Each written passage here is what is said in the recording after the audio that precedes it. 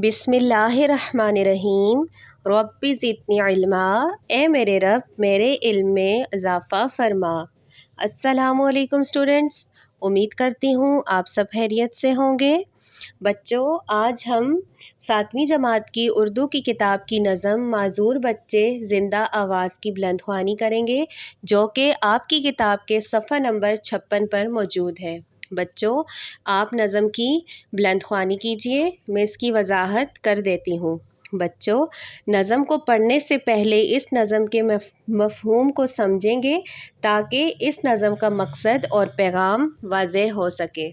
प्यारे बच्चों, माजूर बच्चों के लिए अब स्पेशल यानी खसूसी बच्चे का लफ्ज़ इस्तेमाल किया जाता है। मतलब ये है कि अल्लाह ने उन्हें खसूसी तौर पर अपनी कमज़ोरियों पर काबू पाने की सलाहियतें अता की हैं।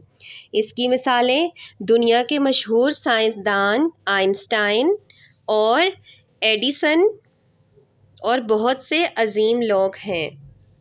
प्यारे बच्चों, इस नज़म में शायर दुनिया भर के माजूर बच्चों की तर्जमानी करते हुए कहते हैं कि जिस्मानी तौर पर माजूर बच्चों को गैर अहम और मजबूर ना समझा जाए। ये लोग तो किसी तौर भी कीमती हीरे मोतियों से कम नहीं। इनकी मिसाल तो रोशन चांद की सी है। ये लोग तो बड़े करामत, सलीकामंद, हुनरमंद और बुलंद सोच रखने वाले होते हैं। इनकी गुफ्तगू बड़ी सादा और ख़ूबसूरत और हर किस्म की बनावट और दिखावे से पाक होती है। इनके दम से इस दुनिया और ज़िंदगी में रौनक है।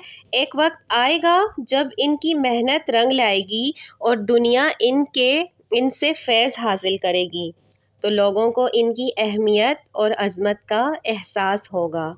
इनकी सलाहियतें सूरज की रोशनी की मानद हैं, जिन पर पर्दा नहीं डाला जा सकता। ये लोग भी बनीनो इंसान की खिदमत का जज्बा और सलाहियत रखते हैं। ये लोग बड़े मुहज़्ज़ब और दिल में बेपनाह मोहब्बत लिए हुए होते हैं। एक वक्त आएगा कि ये लोग अपनी तमाम तर सलाहियतें बरूए कार लाएंगे और ये तबका भी दुनिया की तरक्की में भरपूर किरदार अदा करेगा।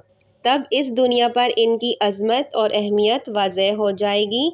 लिहाजा इन्हें माजूर और मजबूर ना समझा जाए। अरे बच्चों, इन्हीं बच्चों जैसा एक बच्चा जो दुनिया का नामवर मुअज्जद बना, जिसके बारे में आप पहले भी पढ़ चुके हैं, जिनका नाम आज भी दुनिया में मशहूर और ज़िंदा है, और वो नाम थॉमस एडिसन का है। बच्चों, उम्मीद है आपको वजाहत अच्छे से समझ में आ गई होगी। अपना बहुत सारा ख्याल रखिएगा। अल्लाह हाफिज़, फ़ी अमान अल्लाह।